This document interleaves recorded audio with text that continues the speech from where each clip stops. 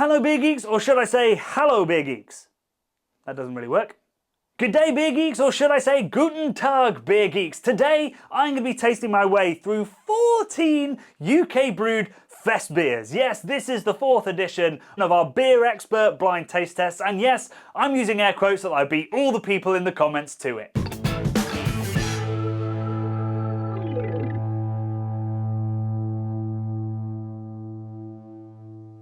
So there has been an absolute explosion of fest beer brewing in the UK, which is incredibly exciting as somebody who loves this idea of brewing seasonally. But also, you know, fest beers were kind of like the OG of queuing for beer. It was the original hype beer because people were queuing at Oktoberfest to get hold of these beers to get into these tents. So with that explosion of UK brewing, and I've got 14 in front of me here, and I could have had more if I'd had more time, I wanted to see if we're as good as the Germans at brewing this incredible style of beer. So what should we be looking for in a fest beer? Well, some of these cans actually say it really well. I like Don Zoko's, which is deep gold lager. So we're going to expect deep richness, a deep golden colour. It should be strong, it should be pushing 6%, if not slightly over 6%, but it should be incredibly drinkable, which means we need a fair whack of hoppiness as well to take away some of that sweetness. So it's going to be deep gold, caramel, toffee, honey, digestive biscuit, and then there's going to hopefully be a little whack of bitterness that cleans it up, makes it really drinkable so that you can drink it by the litre as they do, well, by the litres as they do at Oktoberfest, as I've done at Oktoberfest.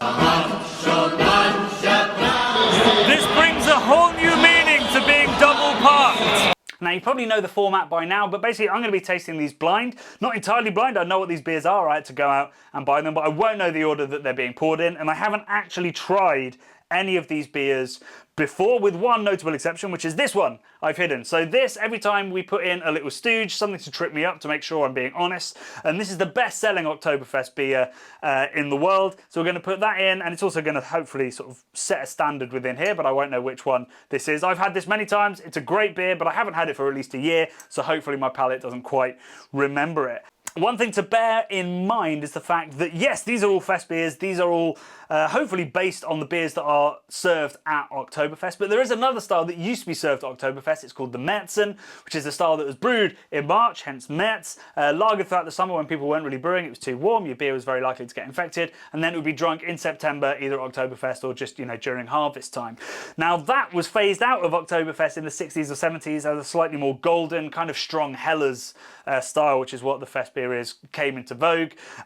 So some of these same Märzen on there, so I'm expecting they might be a little bit darker, a little bit drier, a little bit less strong. I won't know which one is which until the end, but we'll dig into that when we go into my trusty spreadsheet and we can work out which ones were the Märzens, which should be slightly different. I think that's enough nerding. Let's get the umpire music going and let's drink, well, 15 Oktoberfest beers, all about 6%. What could go wrong? Right, so the first 3 beers are in the glass. My spreadsheet is recording so that you can watch me update live. I'm looking for aroma out of 10, palate out of 10, aftertaste out of 10. That gives me a total out of 30, and I'll be making notes as I go. Let's go with beer number 1. So it's hazy. That's not a great start. These beers should be crystal clear, really, but you can have delicious hazy lager. I'm not going to mark it down too much for that. It's the right colour. There's some nice head on it. It smells great. It smells really fresh. Lemon and toffee, really rich, dark kind of malt aroma. Very sweet, a little hoppiness, nice. Oh yeah, lots of lovely bitterness.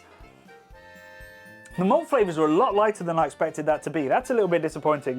You haven't quite got the sweetness, but you've got the bitterness. Aroma was pretty great. I'm going to give that a 7. The palate was lacking a little bit, not quite sweet enough. I'll give that a, how harsh do you be at the start? I'm going to give it a 6. Aftertaste, bitterness was perfect, just didn't have the sweetness to come before it, so I'm going to give that a 6 as well. Right, head slightly dissipating, but it's had a bit longer to dissipate. A little bit lighter, a little bit clearer, looks pretty good, and that's probably the perfect fest beer colour, just a gentle bit of haze though. Much more raw kind of hop character to that, loads of lovely sort of green leaf, fresh grass kind of aroma to it, less citrusy. And little hints of toffee and caramel. Really hoppy. Too hoppy for a fest beer, but it could work out in balance. Let's give it a go. Bitterness is a little bit too high. not a lot of malt character to it. It feels like maybe the UK brewers can't quite let go of their love of hops. It just means that there's too much bitterness relatively at the end, too much hop character, tiny bit of earthiness to that as well. It's quite a tasty beer. I mean, if you'd call that like a continental pale ale, I'd have been like, yeah, that's quite nice, but it's just not quite right for a fest beer. Well, here we go. That is a crystal clear beer. That is about the right colour, maybe a shade dark, but it looks great, really does. Bit of sulphur on that one actually, so that's a side effect of lager fermentation. In small quantities, it's okay, it's not a bad thing to have. It can help with the crispness, but in southern German brewing, shouldn't really be there. And then nice sweet bready caramel underneath that. Not a lot of hop character, but that sulphur's kind of drying it out. If you told me that was a Vienna lager, kind of a Brooklyn style thing, I'd have really enjoyed that. But if that's 6%, that's not punching its weight. Not enough malt character, not enough hop character. Just like a really nice sort of 4.5% Vienna lager, that would be. Okay, round two, we've got 3 very different coloured beers this time. The first 3 were all there or thereabouts, like deep gold. This one's in that vein, a little bit paler, I think, than the others. Gentle haze to it again. Turns out we're not great at making clear. Well, that's not a gentle haze, that's properly hazy. Oh, but that has lovely malt aroma. Really nice and sweet and grainy.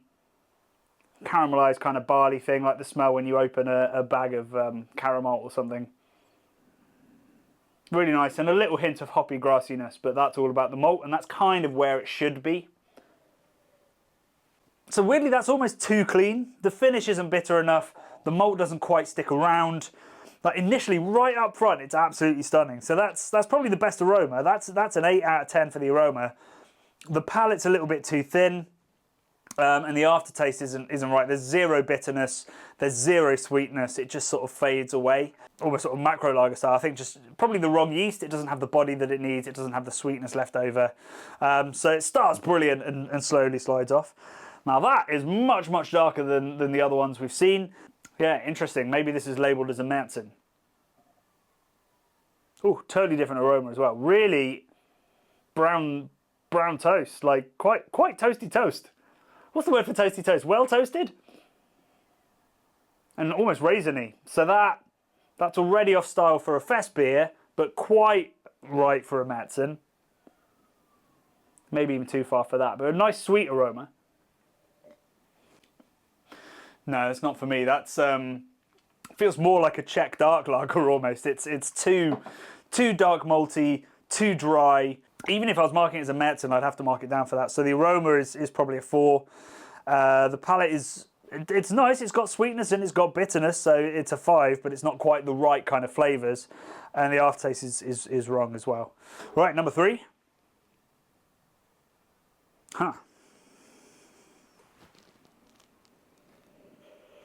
That's got a real decoction caramel character to it. So decoction is where you boil a portion of the mash. It's done a lot in Czech brewing, and you get real caramel from that. Real caramelized malt flavours and aromas. Really sweet. Yeah, that's the closest we've come, I think.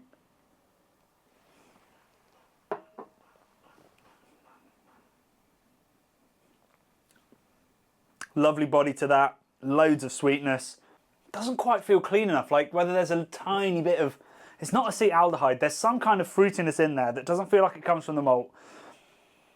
Might come from the fermentation. Just something's gone a tiny bit wrong, and it's just ruining the drinkability a little bit. It's leaving a postage stamp thing on my tongue, sort of drying it out like a tannin. So aroma, that's a solid 8.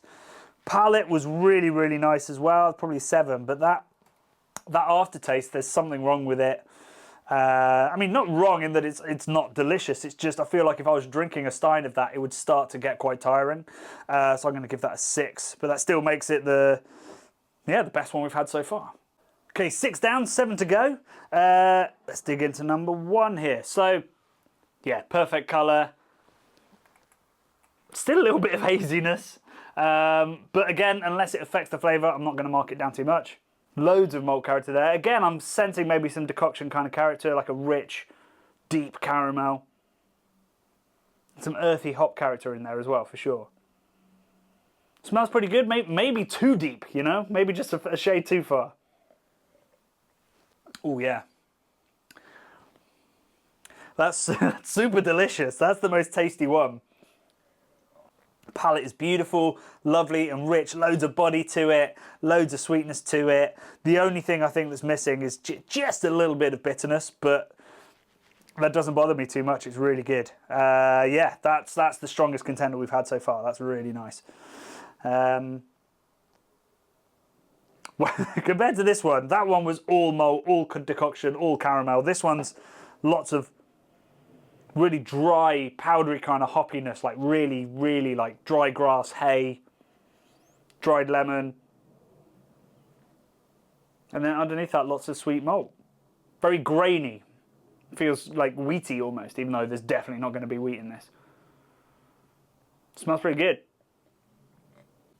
Really dry, like perceived sweetness, like lots of flavours of sweet things like honey, but almost no actual sweetness on my tongue. Like if I held my nose and drank that, it would be dry as a bone, I reckon.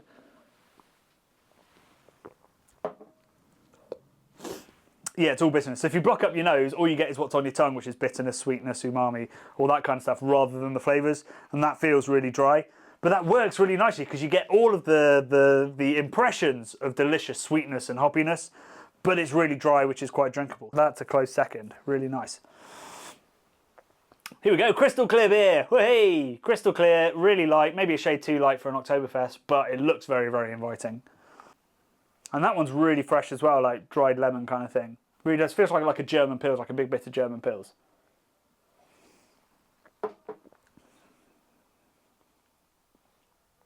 Dry, herbal.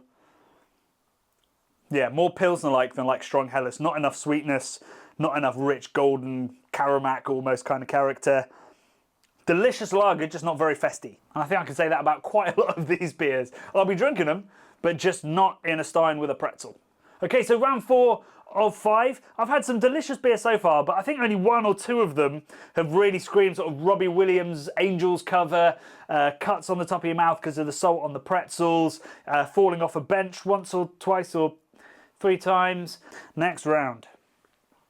Beautifully crystal clear. Oh my God, it's the clearest beer I've ever seen. Just not used to that.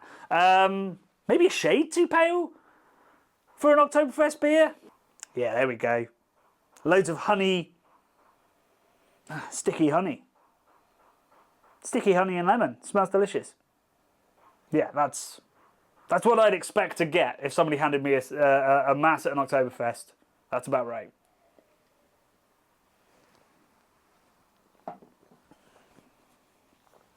Rich body, fine carbonation. Yeah, I mean, it's still kind of balanced, but it's definitely lacking bitterness for me. I'd want a little bit more structure to that. So, I mean, the aroma, yeah, I mean, that's the best aroma. Something's got to win on the aroma. So that's a 9. Palate, lovely, full, fine carbonation. Brilliant, 8. And then, yeah, a little lack of bitterness. It needed something just to finish that off. I'm going to give it a 7. Yeah, so that's the new winner. That aroma was just, mwah, beautiful. Right. Yeah, there we go. See, that's much darker. And that to me feels more right. But then equally, they come in massive glasses at Oktoberfest, so maybe the more light is blocked. Oh. That smells really similar to that one. Yeah, really nice. Lovely aroma, a little bit of fresh hop, but it's all caramel and honey. Gorgeous. Okay, so that's too bitter. And not quite enough malt character. It feels like all of these beers are managing to bring the aroma, but they're not managing to translate that onto the palate. Like, often that can be a yeast choice. Like, yeast has so much to do with the texture of the beer, how full-bodied it is, and how sweet it is, obviously, with the amount of sugar that it ferments. But a very good beer, that one. Although I can still feel the lingering bitterness on that. They've really gone for that bitterness there. That's a lovely looking beer, lovely and clear. Probably that is bang on what I'd expect an Oktoberfest colour to be. I think that was just a shade too dark. No, they're identical, identical colours. God, it's hard when you've had many 6% beers. I'm starting to get ruddy as well. I've gone beyond the colour of an Oktoberfest and started to become a Vienna or a red ale. That smells great as well. Loads of honey, fresh hoppy, lemony character, like lovely rich aroma of that malt again. That's really beautiful. That's really beautiful. It's got that body that this one had that was so lovely. It's a slightly more savoury malt character. It's more kind of Jacob's cracker, digestive biscuit than it is honey, honey and caramel and stuff, but that's very, very good indeed. Aroma not quite as nice as the first two, but the palate was just as good as this one. So just 1 point less than the first one. So we've still got this one in the lead. So we've reached the point of the night where Robbie Williams would be playing. Sadly, we don't have the budget for him, or indeed the want. So we'll just get on with this. If someone could bring me a pretzel, that'd be... Lots of lovely yeast character to that. It feels kind of unctuous. It's got the caramel, it's got some hoppiness, but it just... Then it smells wholesome. How do you... Don't know what that is. Drunkenness from 6% lager, probably.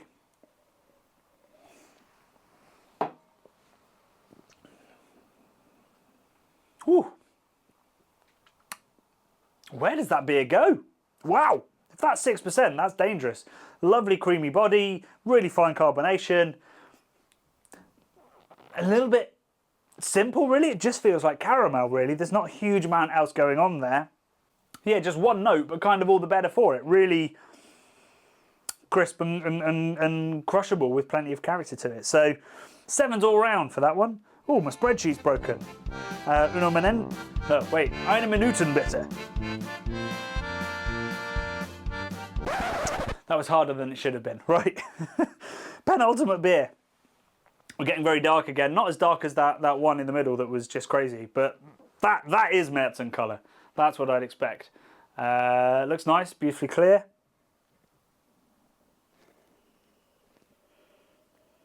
Yeah, there's nice malt character to it. Nice kind of caramel breadiness. But there's also something that shouldn't be there. A little bit elastoplast kind of thing. Really, really dark caramel, burnt caramel, heavy. No bitterness whatsoever.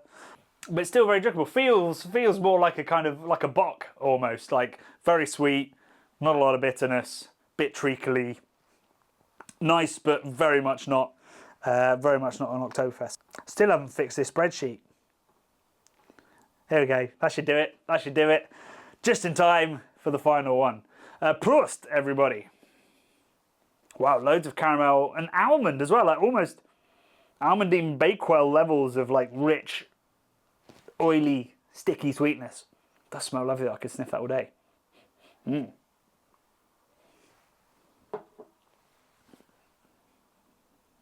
Yeah, really rich body. Maybe not quite enough carbonation to cut through that stickiness. It's pretty good, gorgeous aroma, just a little bit off style. So I think that's probably 7s. 7s all round. 7s all round? Pretzel. Okay, so the results are in, and the results are so numerous that we couldn't actually fit it in a line, so it goes round like this, but luckily the spreadsheet does a much better job of explaining the order that I drank them in. But it starts here and it finishes here. Starts with Dea, finishes with Utopian. Let's dig out the absolute best beer. So that was this one. Okay, so that was the actual original Oktoberfest beer. That was Paulaner, which is delicious. I'm a little bit disappointed that a macro would win this micro brew taste test, and you know, the idea is that small brewers would be able to put a bit more, more specialist ingredients behind it, perhaps longer lagering times, perhaps be a bit more daring with the recipes. But I mean, Paulaner have been making this beer for decades. They clearly know what they're doing with that, and all my expectations are basically based off of beers like this. So that does make sense. That at least means that I understand what a fest beer should kind of be like. Cheers to that. Right, what came second? Let's put this in descending order, shall we? And then we'll work out what was best. Okay, so Paulaner came first, Thornbridge came second. Yeah, I mean, pretty bang to style, really. That's an absolute stunner. So that would have to be my choice if I were going for a UK independent brewed fest beer. Thornbridge is the one. Great showing from Braybrook as well. They focus really on German lagers, so that's no surprise either. They make fantastic beer, so that was great as well. Duration, if I remember correctly, that was delicious, but maybe just a shade too dry and bitter. But I know that that's the style that the Duration brew. Now they've called that a Märzen, and I'd say that was probably a little bit light for a Märzen, but it was a really, really excellent beer. Manchester Union as well don't get enough love for their lagers. I think they make fantastic stuff, and that was very, very good indeed. An incredible aroma on that, absolutely perfect compared to the Paulaner. Lost and Grounded, that was too dry as well. But again, that's kind of the brewer's choice. You know, they try these beers and go, I love that, but it should be drier. And there's lots of people that love that. But for me, you need sweetness in a fest beer. Utopian are amazing because they do all these international styles, but it's all with British ingredients, British hops, and I think that really worked. I think that one lacked a little bit of bitterness, and that's why it maybe wasn't perfect, but fair play to them for that. The track one, I think that was delicious, but too light. That was the German Pilsner one.